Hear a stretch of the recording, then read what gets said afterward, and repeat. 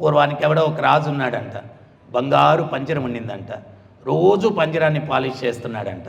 అయితే ఆ పంజరాన్ని పాలిష్ చేసేటువంటి బిజీలో లోపల ఉన్న చిలుక గురించి మర్చిపోయాడు. ఒకరోజు పాలిష్ చేయడానికి వెళ్తే దుర్గంధం కొట్టింది. ఏంటా అని చూస్తే లోపల ఉన్న చిలుక కాస్త చచ్చిపోయిందనమాట.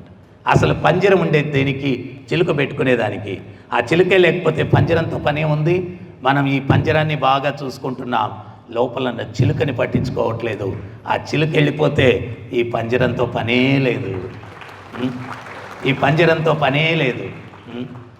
అంతవరకు మామ అన్నారు, అంతవరకు నాన్న అన్నారు, అంతవరకు తమ్ముడు అన్నారు, అంతవరకు తాత అన్నారు. చిలుక ఎగిరిపోయిన తర్వాత బాడీ అన్నారు, ఎత్తేయాలా అన్నారు. ఆయన ఇంట్లో కూడా ఉంచరు. సో మరి దేనికోసం? సో అందువల్ల ఆధ్యాత్మిక శాస్త్రాలు, భగవద్గీత ఏం చెప్తుంది అంటే ఈ శరీరాన్ని, ఆత్మని రెండింటినీ సక్రమంగా చూసుకోవాలా అని చెప్తుంది. రెండింటినీ సక్రమంగా చూసుకోవాలి. సో మనం ఏంటి అంటే ఒకదాన్ని చూసుకుంటున్నాం, ఇంకో దాన్ని విస్మరిస్తున్నాం. దానివల్ల జీవితంలో విసిగిపోతూ ఉన్నారు, సంతృప్తి చెందట్లేదు.